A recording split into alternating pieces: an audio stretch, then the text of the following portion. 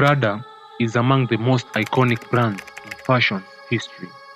The Prada brothers, Mario and Martino Prada, founded the company in 1913 as a leather goods shop.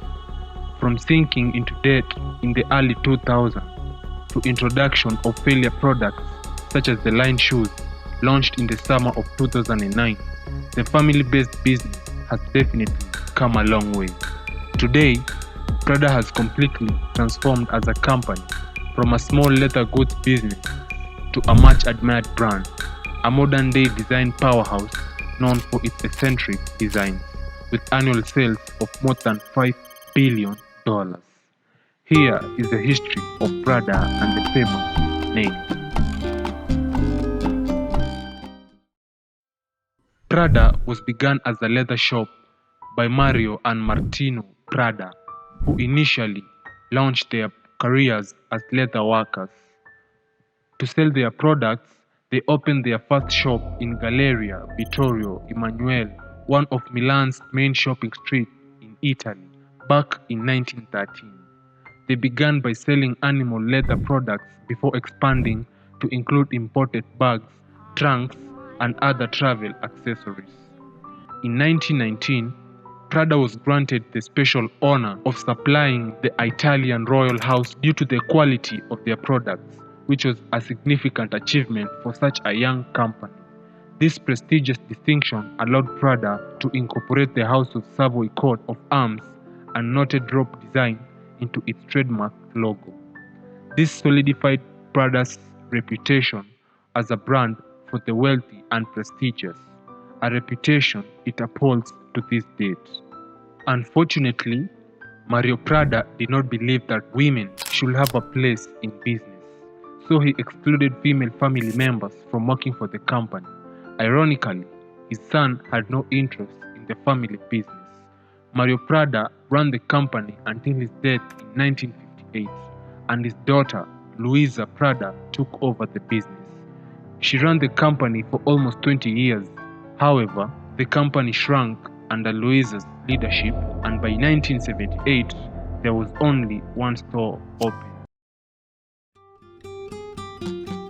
After Luisa's unsuccessful reign, she passed the throne to her daughter, Miuccia Prada, in 1978. It's Miuccia Prada who revived the already dying brand. The company's annual revenue at the time she joined was only $450,000. However, she collaborated with Patrizio Bertelli to launch innovations that paved way for the company's expansion. Bertelli had a side business selling leather goods, and Miuccia was one of his customers. He had a sharp business mind and quickly rose to the position of business manager, while Miuccia provided creative leadership. Later, in 1987, they married.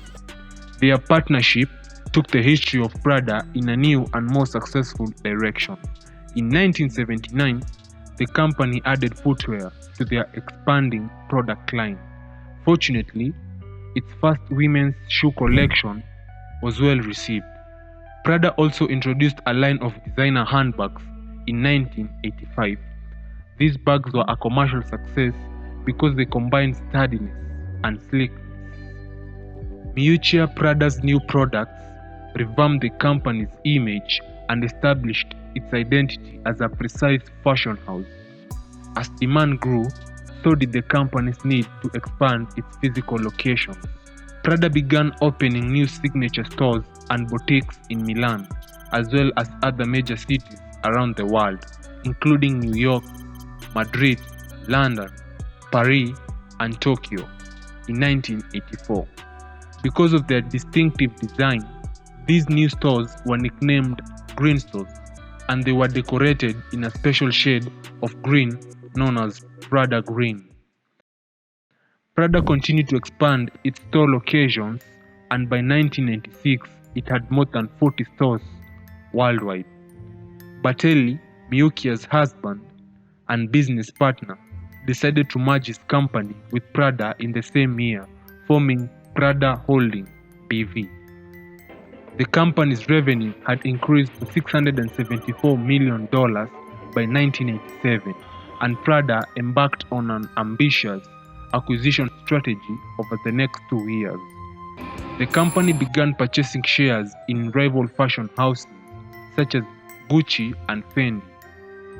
Prada's status as an international fashion corporation was elevated as a result of these acquisitions.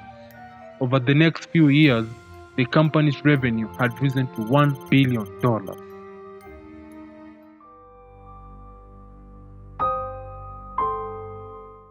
Unfortunately, the acquisitions were extremely expensive, and Prada suffered a significant debt as a result. Bartelli, the CEO, attempted to raise funds by floating 30% of the company on the Milan Stock Exchange in 2001. However, the proposal was cancelled because demand for luxury goods was declining and markets were still struggling after the aftermath of the 9/11 terrorist attack in the United States. Sean, it's me. I just wanted to let you know I love you, and I'm stuck in this building in New York. There's lots of smoke, and I just wanted you to know that I love you always. Due to a lack of alternatives, the company was forced to sell some of its acquisitions. Some difficult and bold decisions had to be made, and by 2006, Prada had sold its stake in Fendi to Louis Vuitton and had liquidated the Helmut Lang as well as the Jules Sander labels. Surprisingly, the decision to sell these acquisitions and concentrate more on building the brand's own client base proved to be a genius move. This helped Prada recover from the debt crisis, and by the end of 2010, the company reported very high revenues. In that same year, Prada's revenue reached a high of $2.9 billion and remained on an upward trend for the next 3 years. Despite the improvement in increased revenue, Prada faced fierce competition from other players such as Louis Vuitton. As a result, the company's revenue began to decline once more.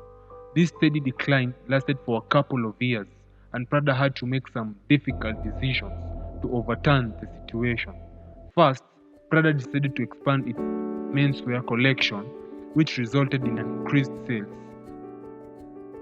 Secondly, Prada also decided to sell directly to customers rather than through wholesalers, which was proving risky and less profitable.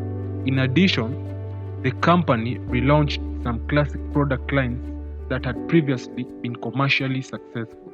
The Linea Rosa line, which debuted in the late 1990s, was one such example. It also brought back the iconic nylon handbag from the 1980s. This was a genius move. As a result, in 2018, annual revenue increased to $3.1 billion, resuming the company into a positive trend. For the financial year ending December 31st, 2019, the company reported a revenue of $3.22 billion, representing a 2.7% increase. Today, the fashion brand house has also established its presence in emerging luxury markets such as China and Russia. The company has also managed to maintain its independence by resisting acquisitions by international luxury mega corporations such as Louis Vuitton. The owners insist that they have no plans to sell and that the company will continue to be run as a family business. As part of its long-term growth strategy, the company is also planning to enter the African market. Prada, like many other brands, is paying close attention to the needs and preferences of young people. Prada's ability to combine creative energy with consumer needs continues to be a key strength. This has enabled the company to respond quickly to changing consumer needs and remain as one of the most sought-after brands in the fashion industry.